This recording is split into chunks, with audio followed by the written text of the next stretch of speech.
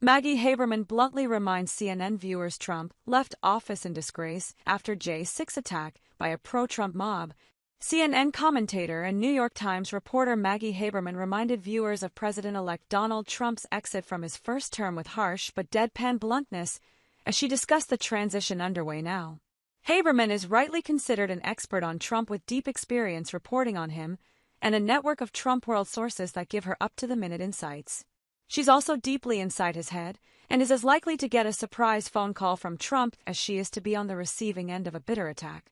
On Wednesday night's edition of CNN's Anderson Cooper 360, Haberman dropped in the aside that Trump is certain to notice as she assessed the contrast between the 2017 transition and the new model.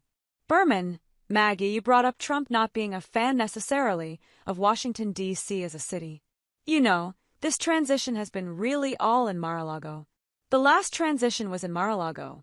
It was in New York, it was in Bedminster. What do you think that move back to Washington just as a place is going to be like for him? Haberman, it's a great question, John. I mean, look, I think as a place it will be interesting to see how he integrates in the city. Not that a sitting president ever spends a lot of time hanging around downtown Washington, but Trump used to, as one of his escapes from the White House, and you know, we have seen lots of presidents leave the White House. President Biden has spent extensive time outside of the White House, as we know, in Delaware. In Trump's case, he used to own this hotel on Pennsylvania Avenue, or at least it, I should say, from the government and refurbished it, that has been sold. They don't have that place anymore. They don't run that hotel, so I don't know what his recreational space in Washington would be. But in terms of the city, he is coming back to a city that he has changed. He has bent Congress to his will in a pretty dramatic fashion.